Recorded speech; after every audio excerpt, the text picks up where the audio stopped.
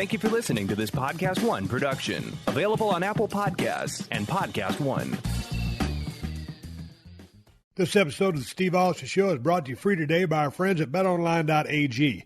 This summer's sport action is hotter than ever with Major League Baseball, the UFC, and now NFL preseason football, keeping things interesting. Get in the mix at BetOnline.ag and use the promo code PodcastOne for your 50% welcome bonus.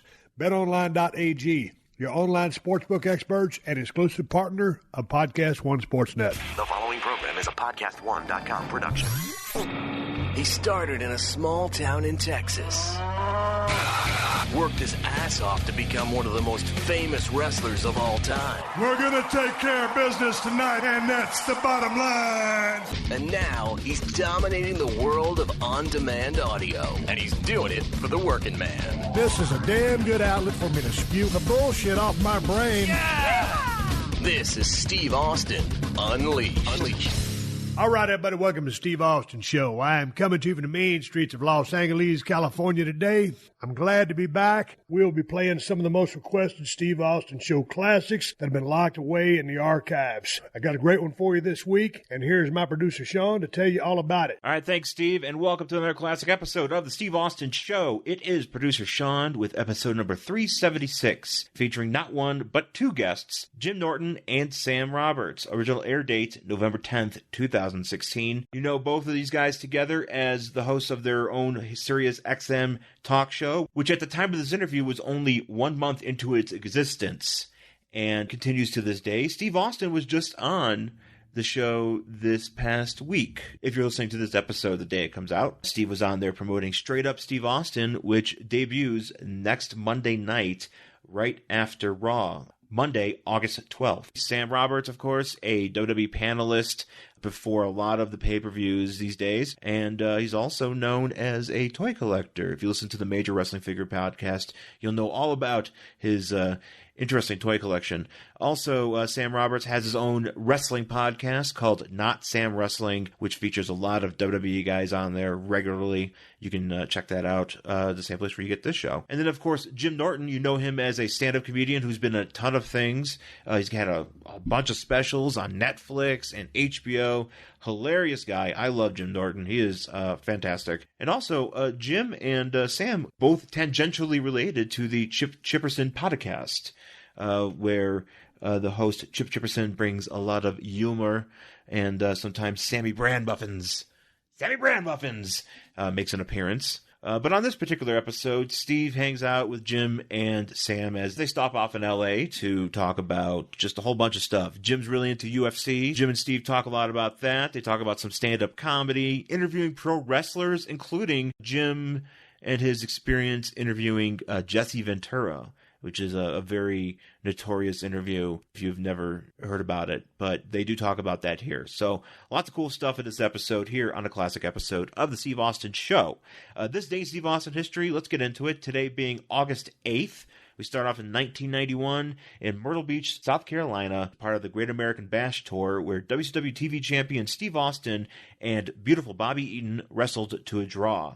Then we jump to the WWF in 1996 in Hyannis, Massachusetts. That's Cape Cod for you all. That saw Steve Austin defeat Aldo Montoya, the Portuguese Man of War, with Jake Roberts in his corner. And after the match, Jake Roberts used Revelations, his snake, to scare Steve Austin off. So the snake scared off the rattlesnake. And that's it for today in Steve Austin history. Not a lot going on. I got my information from the history of WWE.com. All right, folks, coming right up after the break, we are going to have Jim Norton and Sam Roberts on a classic episode of the Steve Austin Show.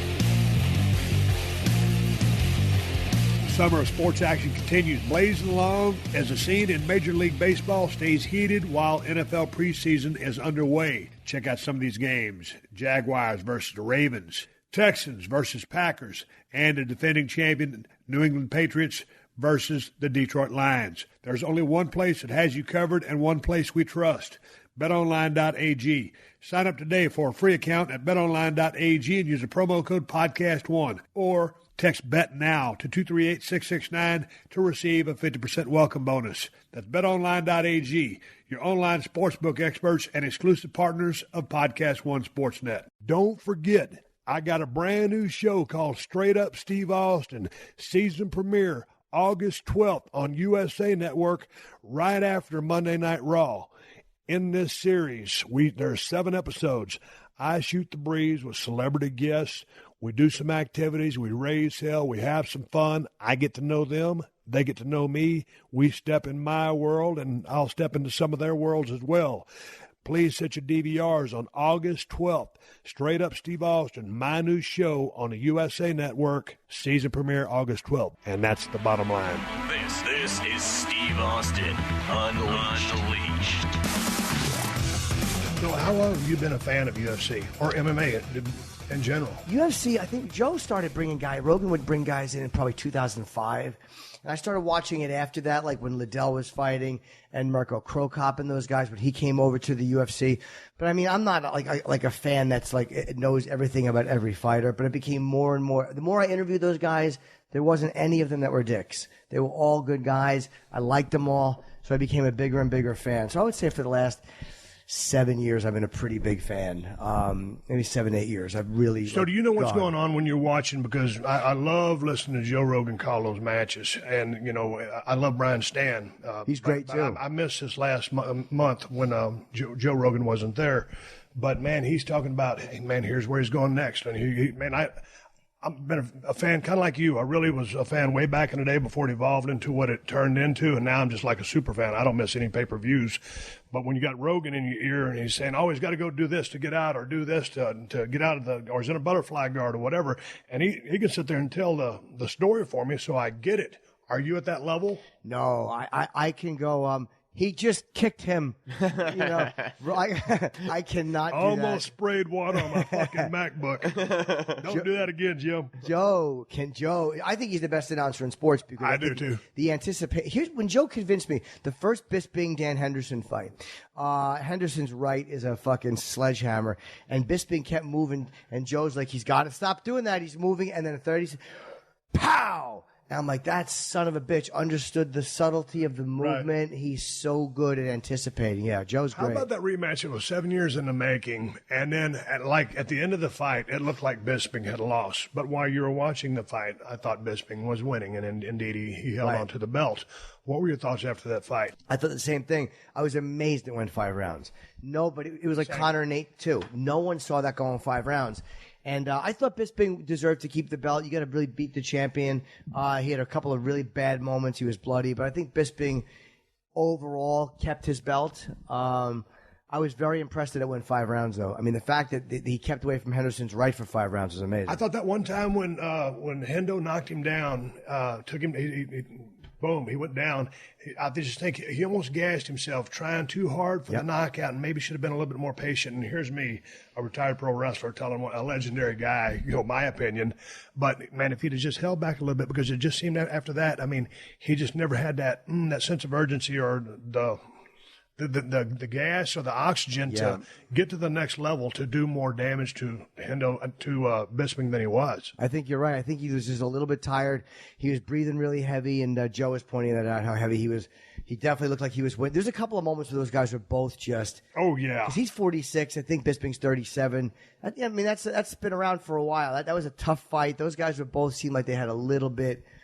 They wanted a little bit of a break. Well, what a shocker, before we switch gears and get out of MMA, what a shocker when Bisping got in there with Rockhold, and it seemed like Rockhold seemed like he came in and he just knew he was going to win this fight, and pop, not so fast, my friend, and we got a new champion. I go all the way to England. What a story Michael Bisping has been ever since he's come here. And at first when he came over, I was kind of like, he was kind of like a heel, because he can talk a lot of shit. Oh, he's great. Tremendous on a microphone. Great. But then when I saw him start analyzing and breaking down fights, I was like, man, I really like this guy, because he's a likable guy. So now I'm a huge fan. He's so funny, and he is a really nice guy too. Like I've sat next to him at fights, and he's just a really good guy. But he's like, oh, he's like cheating piece of shit. He will talk shit about anybody. Yeah. And I love the fact that he will. Who's another great color guy on the mic is Dominic Cruz. Does a great job of calling fights, and he's the co-main on the Ronda fight is him and Cody Garbrandt. That's another great fight that I can't wait. That is too. But I like Dominic when DC Daniel Cormier, when they're together and they're breaking down the fights or saying, hey, what this guy has to do to win. I'm just a big fan. Yeah, it's nice. I love watching it, and the fighters are all sweet guys. They're all like really like they're humble. They're nice dudes. You know, they're not quite the interviews that wrestlers are. Wrestlers just have the more they are just better and more outgoing. So I would rather probably interview a guy who's a WWE. Even though I'm a UFC fanatic. But there's a couple of guys that really know how to sell fights. Connor's one, Bisping's one, Kel Sonnen's one. Cowboy. Chael Sonnen. Yeah. He's amazing. Cowboy Cerrone. Cerrone, I mean, he's so laid back, and that dude just wants to fight. Sam, with that being said, those guys being able to talk people into the building also, put on a hell of a show, talking to pro wrestlers. Yeah. Who have you talked to lately that has, hey man, there's a lot more here than I originally thought. One of them, I saw one of your interviews with Ryback, and I came away talking from my conversation with Ryback as being impressed by the guy. Yeah, Ryback, the first time I talked to him is when he first started talking about all this like positive energy and reading The Secret and all this stuff that he hadn't talked about on TV yet. So that's when I first started to realize that there was way more than I thought under the surface. The trick with wrestlers, though, especially nowadays, is if you really want to get below the surface, you have to either find a guy who's outside of WWE or who's fed up in there, because people are very scared to kind of give a full-on opinion about things. You know what I mean? I see the wheels turning of how is this going to be perceived? What kind of feedback am I going to get on this? Am I saying the right thing? And that's not, as you know. You're 100% correct, because a lot of times when I'm talking to some of those cats and they're gainfully employed by WWE, you try to have as good a conversation as you can, but with respect to booking, hey man, when I asked Big Show, how do you think you're being booked? Like shit. Right. But, he's been around long enough. He doesn't give a shit. Right. And Vince is always going to keep him. He's always going to be on time. He's always going to be there. But to your point, hey man, if someone's not being booked right or they're losing too much, they just can't come out here on your show, Jim's show, or my show and just start openly venting. You know who's a great interview right now, though? Who? Daniel Bryan. I think he's always been a great interview. He's especially, I find, now, though, because he's blatantly saying he doesn't he's kind of doing what he's told to do because he's under contract, but he said, like, what are you going to fire me? Like, that's okay. Yeah. You know what I mean? Yeah. Because he's kind of... But still, I still think there's a veil that's never going to be lifted. I mean, kayfabe is broken. We all know that. But yeah, to your point, you just can't you can't pry too much. Right. And, hey man, give me your honest thoughts on something, or you can get about as honest as they can be with you. Right. But it ain't gonna be like all of a sudden we hit the stop button and we'll start talking about shit. Yeah, I'll let you know. The whole conversation changes to something that we can actually really, really talk about. I have a question. What does it mean being booked like shit? Does that mean getting bad matches? Yeah, I mean these storylines or something like that. Oh. Hey Jim, we want you to dress up like this, and maybe wear a couple of horns out of your head, and we're gonna put a tail on you, and you're gonna get beat every week. Just bad storylines. Right. Go ahead. What was great, right before SummerSlam, I did an event at Caroline's, and I did a live podcast. First, I had Gallows and Anderson, which was great. It was a great interview. Then I had Kevin Owens after them that same afternoon. And both those, we did like an hour.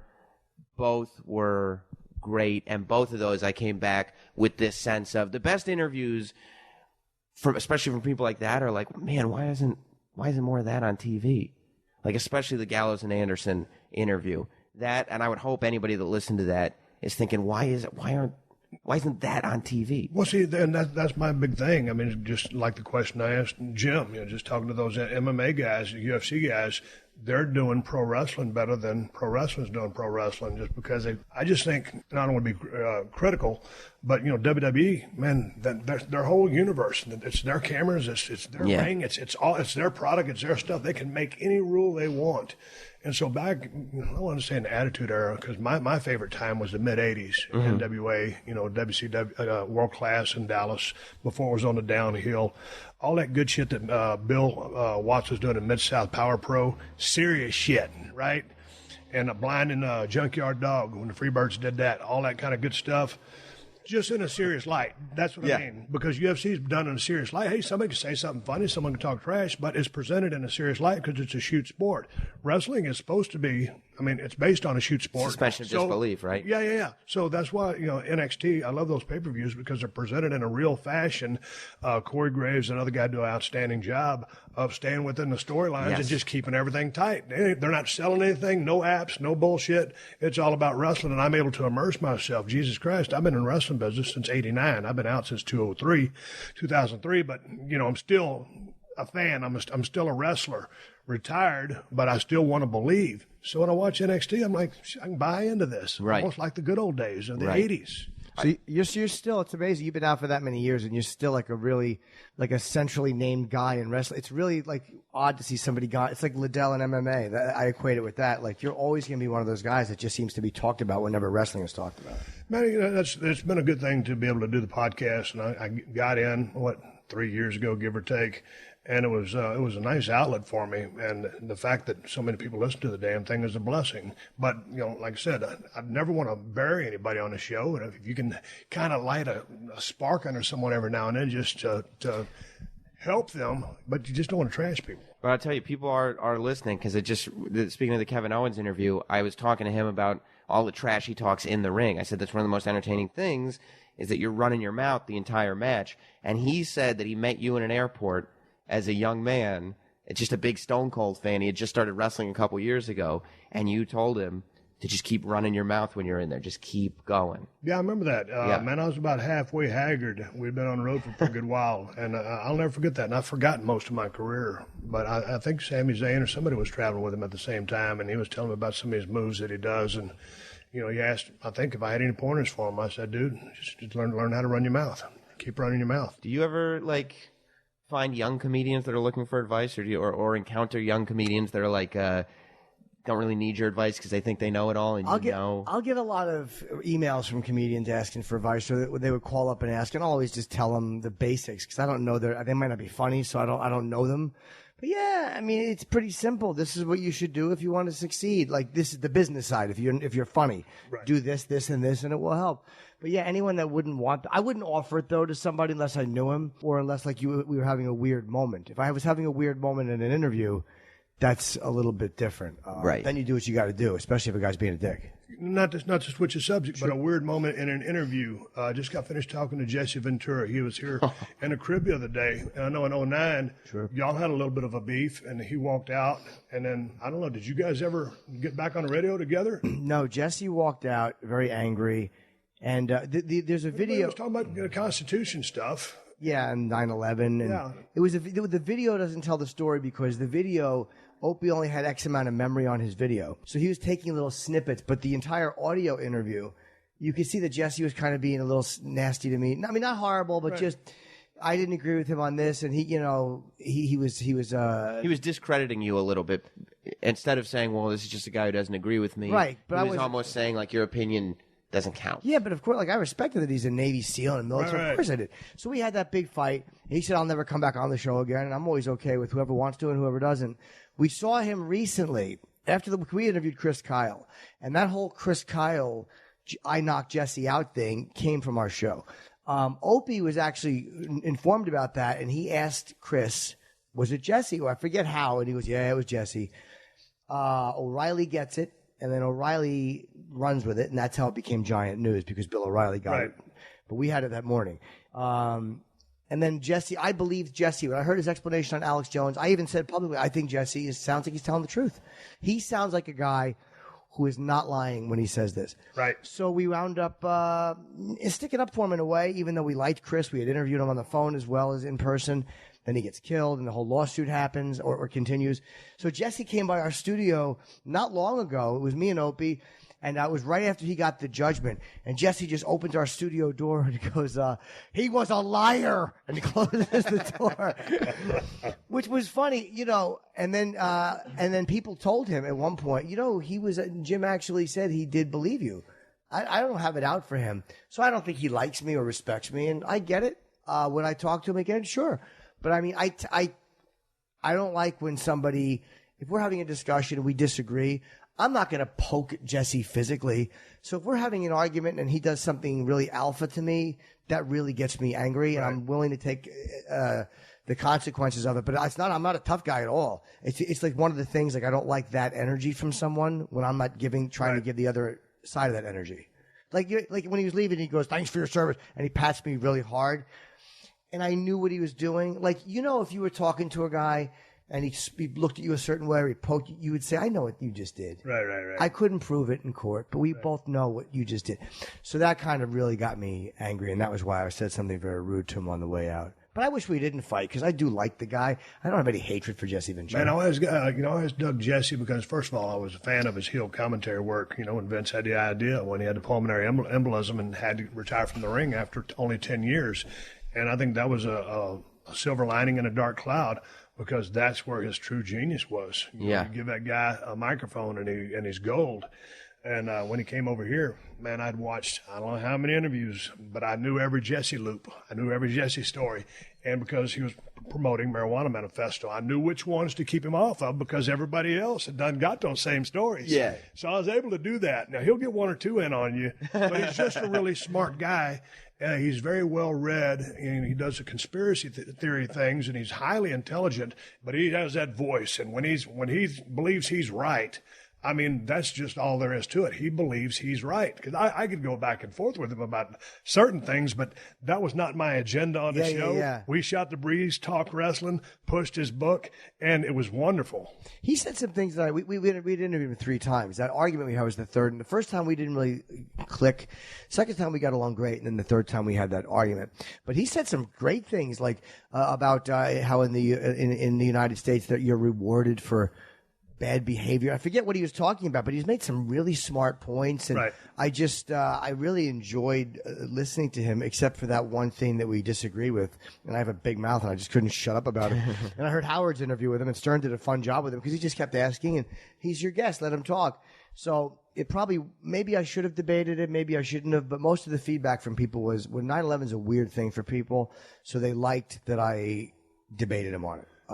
However people feel about it, and Jesse has a lot of fans, so I get a lot of blowback and a lot of hatred from Jesse Ventura's fans. He's certainly a well-represented guy. I mean, people love him, they respect him, so I'd still get a lot of hate from that interview, but it was fine. Make sure to stick around after this podcast to get the latest headlines from the AP News Minute. Guys can be terrible at taking care of their health. Whether it's a knee injury, bad back, or something worse, guys are usually more comfortable rubbing some dirt on it than seeing a doctor.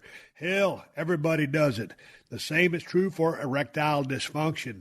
Studies show 70% of guys who experience ED don't get treated for it. Thankfully, our friends at Roman have created an easy way to chat with the doctor online about ED and get it taken care of. With Roman, there are no waiting rooms, awkward face-to-face conversations, or uncomfortable trips to the pharmacy. Roman lets you handle everything discreetly online. All you have to do is visit GetRoman.com/Austin and fill out a brief medical onboarding.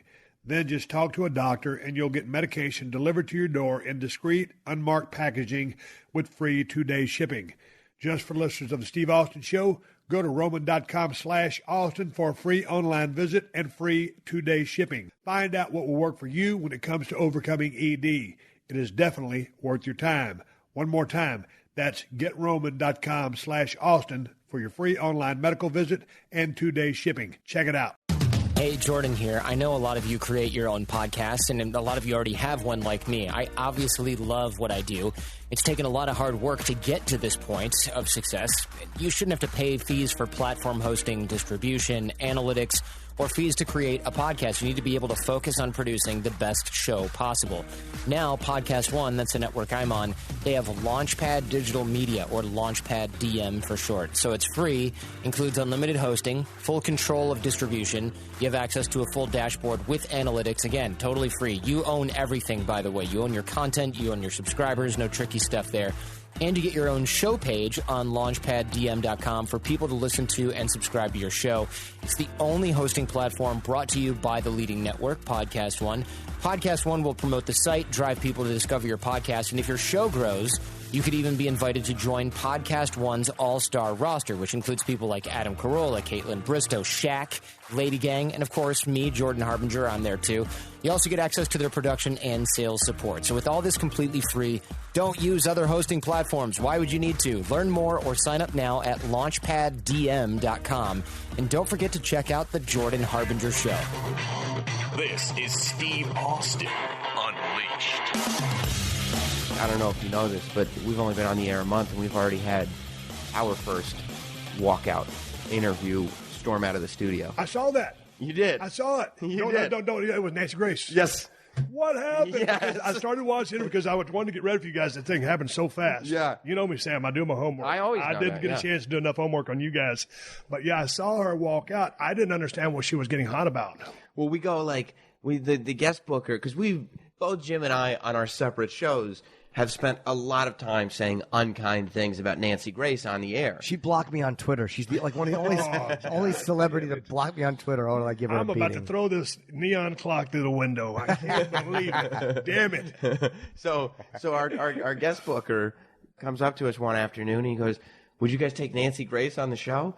And Jim and I look at each other like, "Yeah, we would take her. I mean, why would she walk into that Will studio?" she do it? Like, yeah. Like, yes, the answer from us is yes, but there's no way. And he was like, "All right, she's coming in." We were like, "All right, we don't think so." Up until the day, we were going, "There's no way she walks through that door." Up until so we didn't announce it because we didn't want all our listeners on Twitter smartening her up. Yeah, no. And so she walks in, and immediately, I think with a quote from one of our listeners was, "Hey, idiots, it's not supposed to be bad cop, bad cop." Because we just started hammering her as soon as she walked in on all the stuff that she's done on her TV show, on the stuff she did. I brought up all the wrestling stuff she did that, that DDP and the rest of them got so mad about. We brought up all the stuff she's done to exploit the dead kids and everything. I felt I had to mention it, though, because I beat her up on Twitter, and I'm like, I can't be such a pussy that I'm like, I hate those keyboard. If I said it on Twitter, I wasn't going to be nasty to her in person, but I said, I've had problems with what you've done. Yeah, you were very frank and very calm about it. Yeah, I felt I'd be a liar if I didn't and a fake if I didn't. And it's like, what kind of tough guy just tweets at somebody and then when they're in the room with you doesn't at least say, "Hey, look, I've said this stuff." Right. Man, I didn't quite understand it. Did you guys follow the, what was that, the Stephen Avery case? It wasn't the Stephen Avery Making case. a Murderer. Brendan Dassey. Brendan Dassey, yes. Brendan Dassey, man, I mean, they set that kid up. That's exactly what I was thinking about when you were talking about the claustrophobia of jail. Like, when I think about it, I don't even think about the physical claustrophobia, but just like when you talked about that bar, the bar clinging, and you know it's locked, like you're not in control of when it opens back up again. And if you saw that thing on Netflix, listening to that kid say, "Am I going to get out in time for 7th period because I got a project?" And that's 15 years ago, however long ago it was. And from that moment, he wanted to get out that afternoon, and he still hasn't gotten out. Well, they finagle him to saying, if you say this, you can go home. Yeah. And then they detained him and said, he said something about going to WrestleMania or some wrestling event. He did. He said he wanted to watch WrestleMania. Yeah. Yeah. So they set this kid up, and man, those dirtbags, what's his name? Len? I can't remember his name. The prosecutor? Yeah, well, no, not the prosecutor, but the guy. His attorney. His own attorney. Len Kaczynski, Len something. Wow, that's good, that. good call. Whatever. Yeah, Glenn Kaczynski. The blonde guy, right? Yeah, I think that. Whatever it was. Yeah. And then to make up that story about obviously there was a horrific act on this mattress. Right. Where was the mattress? It was always in the house. There wasn't no blood on it. Right. So, if it was a made-up story, what the fuck's going on here? Right. So now, I guess state of Wisconsin doesn't want to let the kid out. But evidently that lady, the lawyer I'm following on Twitter, who took up that case and got it. Oh, yeah. I can't remember her name. But anyway, that was a whole clusterfuck. Yeah, there was like a federal appeals case that said yes, but then still on the state level, they said no way. I don't know what the right thing is either, because you watch the documentary, and then when you hear the prosecutor, because they made the prosecutor seem like the bad guy, and then you hear him interviewed about all the physical evidence that they didn't include in the documentary. Like, there was a lot of Stephen Avery DNA, like his sweat under the hood, like all kinds of shit the documentary left out. And with Dassey, I'm not 100%. I don't know the answer. Right. There was something about he had jeans with bleach on them, and there was a big bleach thing where they had cleaned up blood in the thing. It was a bunch of stuff, and I'm not well versed. A lot of shit that was left out. Oh, yeah. The documentary left out. They made it look like there was one drop of blood. I do think the cops threw the keys down. I do think they planted to get him. But when you look at all the evidence... Do you think Stephen Avery, after doing how much time he did for being falsely accused of that first gimmick, would do something to put himself back behind the bars? I think he did it. I'll tell you why. Here's why I think he did. First of all, he threw a live cat into a fire years before. And he was jerking off watching women. He was a bad guy. He had called this woman from a block number a few times because she had come over one time, and the woman who wound up dead, and she thought he was a creep. He answered the door to towel. She didn't want to come back and see him. She didn't like him. So he called her from a block number. He got her back to the property. Then all of a sudden, whenever she's gone, he calls from his number and goes, "Hey, are you coming?" Almost like putting an alibi in. Documentary left all that out. They left a lot of stuff out. They are doing another set, right? They should do more. I think they're doing a season 2 or whatever it's going to be called with all the evidence that they said wasn't there. Well, the blood explanation I read too, and it was like they made it look like that was so ominous. But if you remember, there was really no great follow-up to it. There was a couple of possibilities. And then when you read, like, no, it's very common. That happens all the time with blood samples. And his perspiration was found under the latchkey, under the hood. Man, it was kind of gimmicky when they found the car. It just had little gimmick branches. That was the worst cover job I'd ever seen in my life. Right. If they had access to all the stuff, why wouldn't they crush the car, kayfabed it, and that means hide it, stash it away? Yeah. But then again, there never was the bloody mattress where this was allegedly supposed to have happened. Definitely. I subscribe to the theory that it was committed off premise, brought back over. I don't know if someone did. It may have been. But then again, I mean, he stood to gain. What was the payoff that he was going to get from the first thing? Yeah. It was in the high millions of dollars, and all of a sudden, boom, the girl. No and more. I'm sorry, I don't mean to disrespect the woman who was killed. I just can't remember her name. But the Dassey story, too. I mean, you watch that thing, and you see... That kid they was were set tricking up like him into confessing and having him sign things and doing all this stuff. He didn't know what was going on. The prosecutor, I want to interview the prosecutor because when you hear him talk, he knew he was painted as the bad guy, and he's more than willing to come out and say everything they left out.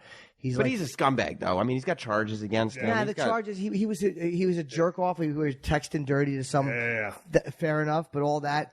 But just because you're shitty and you're a pervert doesn't mean that this guy, because they found her cell phone, they found all this weird stuff in the fire pit. I think the documentary left out. There's a lot more evidence found, physical evidence, than the documentary mentioned. And I was like, why would you guys? It's a fascinating story no matter what it is. It's amazing. This guy went to prison. He never should have went to prison. Even if he did kill the girl, fascinating. If he didn't kill the girl, fascinating. They didn't need to leave any evidence out. Maybe they didn't have enough time to cover it in their 12 hours or however long it was. I know, literally, they were showing flights in real time. They didn't need to do that. So it's a fascinating story either way. So what brings you guys out to Los Angleez?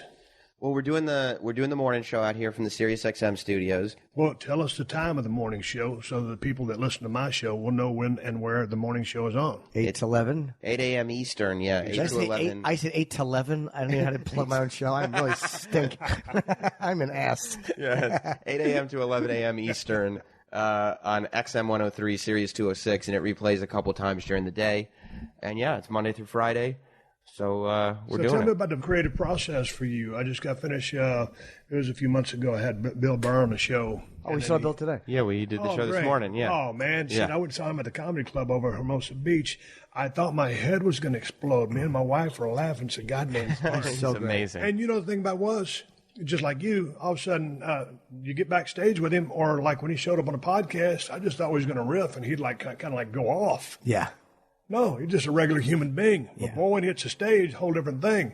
So what's the story about you trying to create new content, or how do you go about the process of fleshing out a joke, or going through the process of, hey, this is some good shit here? Sometimes I'll write stuff down. Other times I'm at the Comedy Cellar most nights. I'll just go on and go like, man, the Trump-Hillary stuff. And it's a weird, it's almost like you can feel it like it's like a smell. Like when there's a smell in the room, you can't identify it's there, but you can't pinpoint it. Like that's how I am with thoughts for jokes. So I'll just kind of go on stage and just start talking about something and then see where it goes. I let myself do that to keep it very natural. I think radio trains you for that because you're so used to it being off the cuff every day. and then it starts to formulate into a joke. It's really fun, though, when all of a sudden you click and you know you're being funny and you're hitting. And you're just kind of riffing. Yeah, and then it becomes a bit. And then, okay, boom, that goes in the act. Boom. Right. You just keep building and pushing the old shit out the back door. It's like squeezing someone's head and they're just shitting. That's the way my act is. You're just squeezing all the old So stuff out. how do you separate, like you've written, 2 books? Are working on a third? Yeah, it's funny. I started writing within the last few months. I wanted to do a third book, but I did specials in the last few years, so all my writing was going into stand-up. But So that's my question. I mean, like what's the difference between writing a book, because are these like halfway, autobiographical? Oh, yeah, very. Okay. Talked a lot about hookers and a lot of stuff in my first book especially. And so that's just a completely different gig from, boom, it's for the routine. Yeah, it's weird. It was like blogging in a way because we were off the radio when I wrote that first one, so I couldn't get it out. I couldn't talk about it, so I had to write it. And I wrote a little bit recently, and it felt so good to do. But I have to write in the moment when I'm feeling something. I can't go back and recapture very well. So if you're feeling something, like I'll talk it into Siri, unless he's around, because Sam's a piece of shit. Whenever you're talking into Siri, he says things and he ruins it. So you have to you have to actually physically type when you're around Sam. But I would talk it out, and I'll talk out a lot of stuff. And what I've written recently in the last couple of years, I've written some stuff for Time.com. So that was more serious stuff or opinion stuff on the language policing. To write funny stuff, I want to do in my book. I want it to be fucking funny. So did you go to college? No, I'm a high school dropout. And you were a sociology major? Yeah, in Syracuse. God damn it. So where comes this need to create? I think it's just probably self-hatred. I don't want to look at it's either that or the mirror. But you always hear me being, a wannabe comedian or just a guy that and really looks up to stand-up comedians who can make me laugh or whatever, a big Mitch Hedberg fan. Oh, yeah, sure. But you hear a lot of times that sometimes comedians are kind of miserable people. Yeah. Is that true? Chris Rock had a good quote about it. Chris is such a smart guy, and he was talking about comedians being unhappy. He goes, they say ignorance is bliss. He said, comedians notice everything, and that's why we're miserable, because we look for everything. You look for every wrong thing, every wrong innuendo, and you notice it, and you make a mental note, so it's hard to feel good when you can't not see things. And I don't think it's a smart thing. I think it's just the way our brains focus on things. But a lot of comics are miserable, yeah, because conflict is funny. Like conflict, look at the great sitcoms. What happy marriages, married with children, all in the family. It was always, shut up. That was funny. You know what I mean? Eat them like any other elephant. You didn't want to see Ralph and Alice get along. You wanted conflict. Right. So conflict is funny, and that's kind of what comics focus on, is conflict. I think. That's what makes it funny to me. Does your comedian background help you with the interview process? I think a little bit because I'm comfortable. Are you yes and? Are you groundlings? Are you just... Oh, no. You mean like an improver? Yeah. Or just with respect to having a conversation. I think so, yeah, because I'm comfortable. I don't feel pressure to be funny. I'm comfortable just chatting. I know something funny might come out. It's okay if it does. It's okay if it doesn't. How are you with hecklers during your set? I don't mind them as long as I hate when they step on a line. Like I don't care what they yell, but when they're like when there's a pause and they yell something because they just want, we love you. We talked about this with Bill. Yeah, you're great. Or, it's very rarely nasty. Yeah, but you fucked up my joke. Yeah, dude, your timing. Yeah, God damn it. But you guys get the hecklers. I remember one of the first wrestling matches I went to see. I saw Sergeant Slaughter wrestle somebody, and I forget who he wrestled, but it was like in a high school gym, and I hated him so much. And I didn't have the courage to say anything to him, but he's walking through and people are screaming at him, and I'm like, the shit you guys got to put up with is a lot worse than comics do. I mean, you get people really angry at you. Well, that was back in the old days, when you could get like shooting heat, like real heat, and people were just like, the business hadn't been exposed as many times as it had been. Even when Stossel and, Raul Rivera did his thing or whatever, you could get heat. These days, Sam, talk to me about, because you're knowledgeable enough, even though you're a young cat, of the stories. You talked to so many guys who had shooting heat, who got stabbed, cut, gashed open, versus trying to get heat. Now, how much heat can a heel get these days to the way the business is structured? I don't think it really can. Like the only real heat that exists, it comes from good guys who are being forced. Like Roman Reigns gets more heat than anybody, and he's a good guy. I think that the fans have all become so smart, or their interpretation of smart. You know what I mean? Like they consider themselves all so smart that anyone who's great at being a bad guy is going to get cheered, whereas before, even when you were going, right, it would be this slow, natural progression. Like, Stone Cold was a real bad guy. And then over time, people just appreciated him enough. Now, I mean, if you're really good at being a bad guy, it takes you 2 weeks and you're everybody's cheering for you. Like Kevin Owens and Chris Jericho, they can't do the show properly, especially Jericho, because all that happens is everybody cheers for Jericho and his catchphrases and everything, and he's supposed to be this ultimate weasel villain. Yeah. You know what I mean? So I don't think that era... It's harder. Yeah, it's way harder. And there was this kind of romantic era of, like you said, guys literally would start riots, and they'd have to get snuck back into the dressing room and stay there for hours, because otherwise there was going to be real violence. But I think the wrestling fans are, I love them, and they can do whatever they want to. But now I think what they do is they're watching the show, they're watching the guys and the gals go through their paces, their storylines, their angles.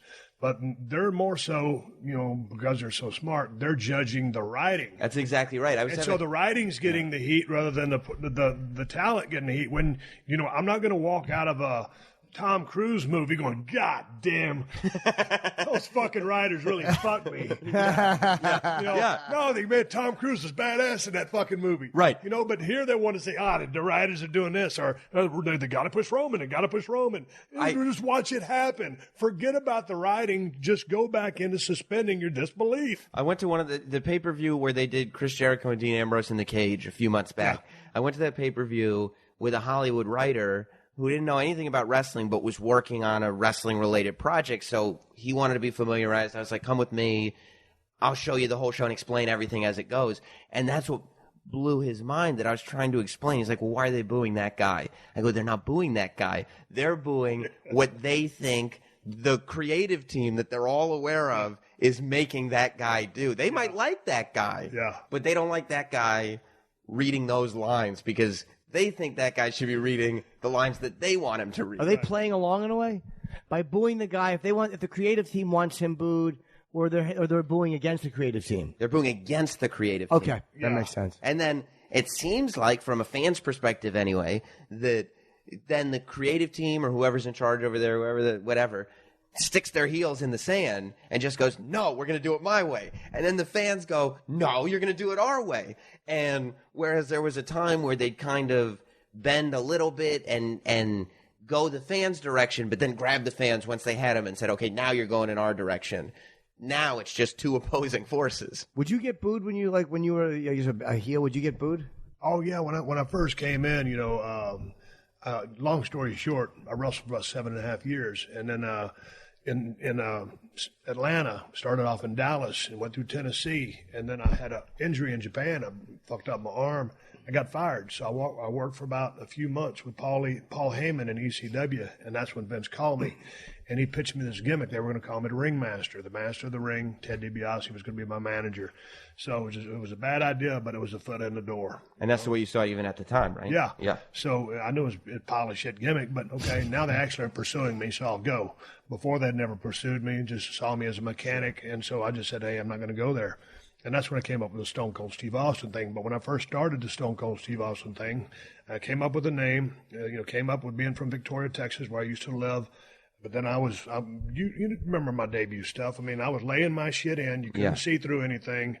And I was talking so much shit, you just couldn't deny it. And there'd be no play into the audience either. No. No play into the audience. It was straight up. If this table we're podcasting from is square, just like a ring, all I'm paying attention to is me and you, and here's a referee, Sam, but I'm not trying to get a look or go to the crowd or, get a fucking response from them. I'm getting my response here. Not even by beating somebody's ass. And it was great because it wasn't even like the bad guy thing. It wasn't even like you beat up the good guy and say, hey, how do you all like... No, that's pandering. Right. You every time you do something, it's a lot like stand-up. It's like I was talking to Bill Burr about a few months ago.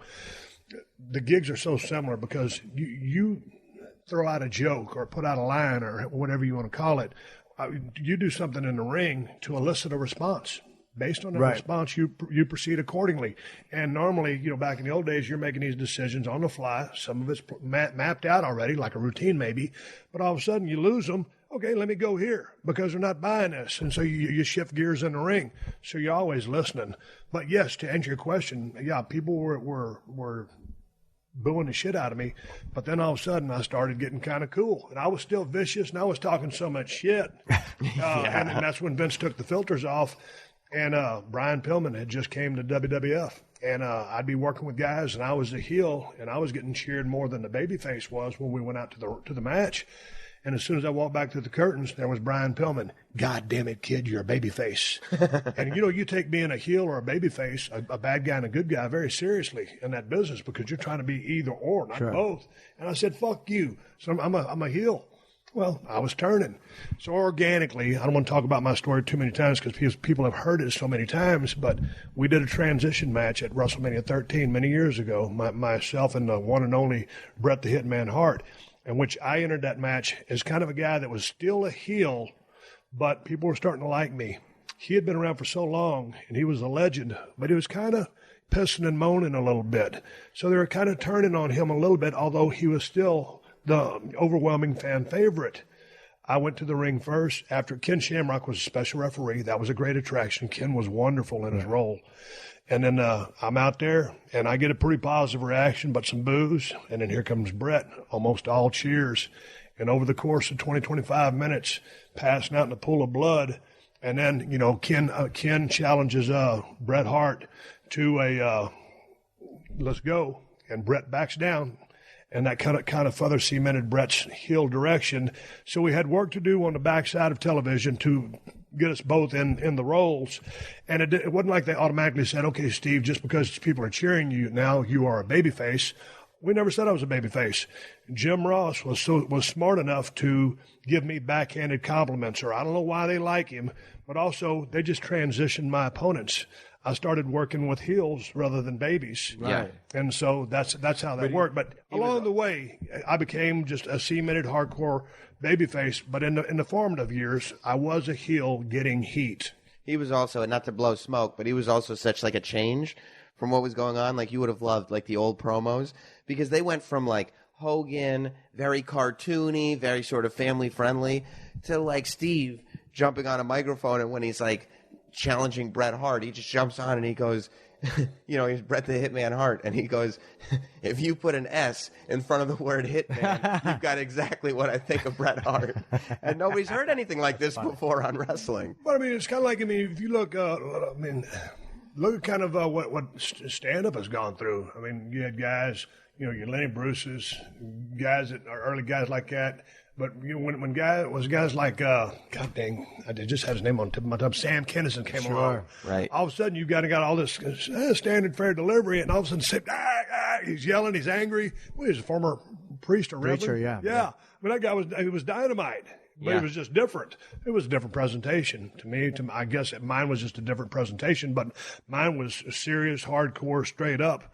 Hey, man, this is real. The fight you and me are about to have is real. So, and that's the game we were playing. Yeah. The presentation has just changed over the last few years. I think Rodney told Sam to do that. Like, he was doing his yelling, but I think he would do it as part of his act. In Dangerfield, when he did the special, he goes, no, do that. Really? Open with that. Like, be that guy. I think he actually convinced him, like, doing Dice was just a part of his show. Right. He was Andy Clay. He would do all these impressions and do all this stuff. Yeah. And there was like, no, just be Dice. And then it becomes revolutionary. What happened with Dice when he kind of started playing to the women? Because that's when things didn't go so good for him. And then he made his comeback. What did that do to him? Because you know him real well, right? Yes.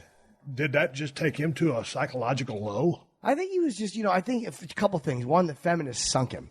Like, don't forget, when political correctness, and Colin Quinn pointed out, they should have been going after rap a lot harder. Like, they went after it, but a lot of that was focused on Andrew. So the feminists ruined a 3-picture deal. He had done Ford Fairlane. My Cousin Vinny was written for him, and they gave it to Joe Pesci because they just paid Dice off. They're like, fuck you. When he was getting the death threats for the gay jokes. So I think that he just went into a different direction just to comedically explore it. I'm guessing he got a little bored. And Andrew's a goofball. Like, he loves he would go on stage sometimes and just see like in a club and see how long he could talk without getting a laugh, just to do it, just to fuck around. Yeah, or he likes to fuck with people. So I think that he was just trying something different. But Andy Kaufman was like that. Yes, He'd go out there and just do shit that was so random or off the wall, and people were like, "What are you fucking doing?" Yeah. And then out comes the genius of Andy Kaufman. Yeah, and I think Dice would do stuff like that. But I think that it was probably less fulfilling for him because it didn't feel as honest for him. Right. But like any comic, he dipped down, but his acting is so good. And then he's come back up with Blue Jasmine, was fucking amazing. Dice is a really good actor, and he's and the Showtime series is great. The Showtime, and he was great in Vinyl. Did you see Vinyl? No. He was in 2 episodes of that. Yeah. Oh, he was fucking phenomenal in that. 2 questions: who influenced you, and who do you like now? I mean, growing up, it was Carlin and Pryor and Robert Klein. I think Robert Klein's very underrated. Right now, I love watching Colin Quinn, Dave Attell, Chris Rock. Those guys are just great. I mean, I think my favorite comic to watch is Colin Quinn. I don't know if you've ever seen Colin do stand-up. Yeah, well, I love his voice. Yeah, fucking, he just kind of blathers through things. You pick up half of it, but he's really brilliant. Right. And he's the best at dissecting human relationships. Patrice O'Neill was great at that. But Colin, we all agree, was the best at dissecting human interaction. He was really great at it, so he's my favorite. Did you ever get into Mitch Hedberg? Because that guy was so, I won't say if random is the right word, because I want to put him over, but just his delivery, his cadence. Yes. You know, everybody talks a little bit different. Sure. And just the way they rope in a crowd, like Carlin, a mastermind, him and Pryor, two of my all-time favorites. Hell, Eddie Murphy back when he was doing stand-up. Amazing. But just the way Mitch would phrase the way he delivered a joke. Yeah. Mitch was very unique in that. And he's a guy that you see a lot of guys doing. Like guys like him, Dave Attell. Like Dave Attell goes, okay. and there's an Attell cadence. Mitch, that whole laid back thing, or the way he would phrase. People do that now, and you're like, that's a guy who liked Mitch. Mitch was very unique. And he was not praised as a tremendous hero a lot of times. It took him a long time. The Comedy Central tour with Attell and Louis Black he did really helped him. Mitch was so funny, and he's a guy who influenced a lot of comedians. A lot of guys. What was it like the first time you got up on stage, and when did you decide? I mean, were you funny as a kid? The only thing I ever did well. It was the only reason girls didn't spit on me when I walked by, so I could make them laugh. The only thing that kept me getting beat up by big guys was that I could embarrass them. Like I couldn't fight with them, but they knew that I could make them laugh and I could make them look stupid. In high school, that's everybody's greatest fears being. So they would leave me alone. So 1990, I wanted to try it. I was 21. I was dropped out of high school. It was all I ever wanted to do. It was fucking weird. Hearing your voice over a mic was weird. I was terrible. I was dirty. So that was what got to me was how I wasn't being funny to people. They didn't think I was very funny the first time I was on stage. I stunk. Yeah, I know, but it takes a lot of guts to do that. So you kept going back. You got your chops up. Yeah, I don't know why. I used to root for shows to get canceled. I'd go back and I'd be like, I hope that no one shows up so I don't have to do this tonight. I've been there. Yeah. I've been there. Like, maybe they'll send the wrong ropes like they did in Phoenix one time. We won't have to work. Oh, isn't that great? Yeah. Yeah, true story. They sent the wrong ropes. We didn't work. It's like, oh, okay. Because right when, like I told Bill Burr, right when you think you're getting the hang of things, you know, maybe you're in the business a couple of years. Hey, man, I got a pretty good routine, or I'm a pretty good worker. And all of a sudden you go out there and you shit the bed. And then all of a sudden you have like a week's worth of shitty matches. Like, I thought I was getting this. Yeah. And it turns out maybe I'm not as good as I thought I was. Oh, it's the worst. When I'm up there, and even today I'll have my nights where I feel like I'm just a stiff little fucking fruity robot boy saying nothing funny. Nothing's coming out funny. Nothing's coming out smooth. I'm like, you're a fucking fraud, and they can all see it. Oh, it's the inner dialogue you have when you're on stage. There's so many times I'm just talking to myself as I'm talking to them. But are you spinning up when, I mean, like I said, when I was talking to Bill Burr, and he made me laugh my head off. My wife and I go backstage, and he's back to the Bill Burr that was on the podcast. Sure. It's a normal, rational, very smart human being. But he hits that stage, man, and it's almost like he would be like if it was Stone Cold Bill Burr. He's stone cold out there, and then when he goes back, it's the same thing in the dressing room. I go back to being Steve Austin. Sure. Are you a different creature once the light goes on and you've got a mic? A bit more, it's focused on you a little bit more. You're more like, it's an exaggerated version of yourself, but I'm not that much different. I mean, I'm telling the truth about a lot of things I do and have done. So it's a bit more of a high energy of me and more of a focused on only trying to say funny things or make to a funny point. But no, it's not that much different. Where do you draw the line on how crude can you go? You're asking the wrong guy, Steve. Well, I always say this: if "cunt" is the first word of the joke, it can't be the last. It's either or. There's no line. You're on TV, you don't curse. If I'm on terrestrial radio, if this podcast was clean, I wouldn't curse. I know where I can't curse. Right. But, there's no subject I won't make fun of as long as I think I have a good joke, no matter how tragic. Because if you start getting into, I can't joke about that, there's just too many things that I wouldn't make fun of. Right. So I would rather go down swinging and offend somebody than leave out a tremendous amount of subjects that people need to laugh about because they're sad. What's the atmosphere back in the comedy club when a bunch of guys just kind of having a reunion, a couple of you going to perform, but other guys just coming to check out the gig? Is it all cool? Are y'all trying out material on each other? No. Check this out? Oh, really? No. You don't want to give anybody any 411? No. But if you try out material, if you do a bit in conversation, the guys in New York, Colin, Keith, and when Patrice was around, it was humiliating. It was like they would call you out. Is that a fucking bit? I'm not an audience member. I'm not some fucking college student picking you up at the airport, you shithead. Oh yeah, you will learn fast. If you're funny organically and conversationally, if you're teasing each other. Yeah. But if you come to the table where we're hanging and you're doing a bit, you're gonna get slaughtered for it. So that's jabroni. You don't do that. There you go. Yeah. Okay. Yes. Or on Tough Crowd with Colin Quinn, it was one of the things was that applause generating stuff. Like you don't like if you're sitting there and you're on and you would say something like, because I just believe that America is the greatest country, and you look at the audience and they clap, the fucking comedians would pounce on you. You phony, shut up. But it keeps you honest, and it keeps you from going down a lot of embarrassing roads. It's really cleansing. Would you ever do that when you guys could do your own promos and everything? Would you try promos out in front of other guys in the locker room?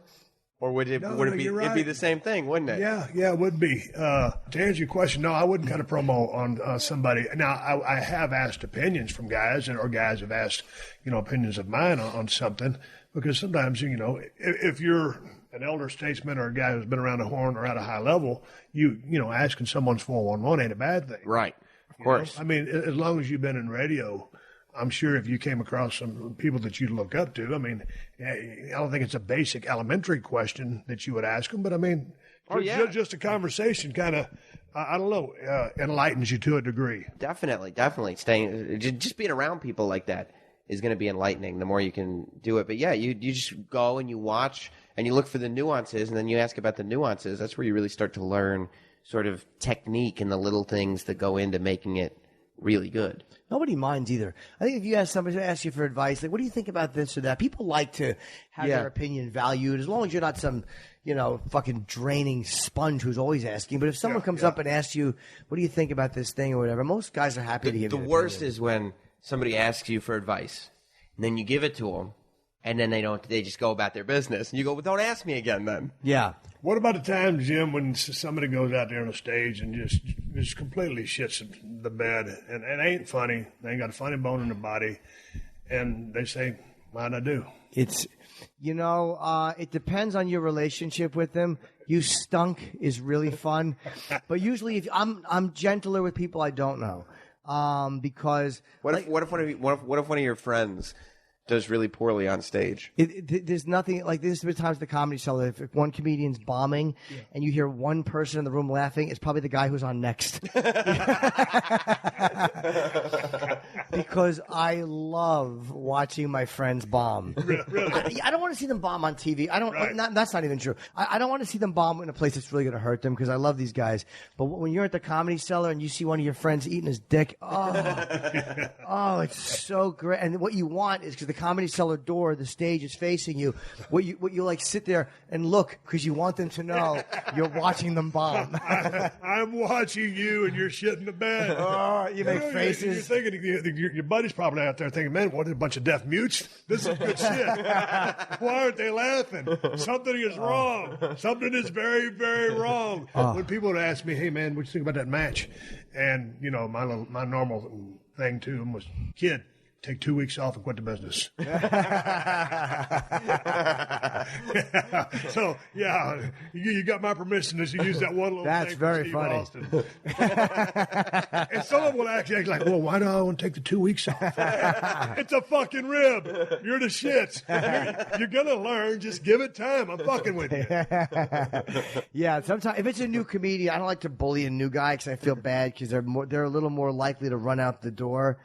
Like, and it's like I feel for those guys, but a guy who's been around for a while, I'm much more comfortable making fun of someone who's cool with that. But sometimes, I mean, as funny as anybody is, or as good as or as over as I could be back in the day, man, sometimes you roll into a town, people ain't buying shit.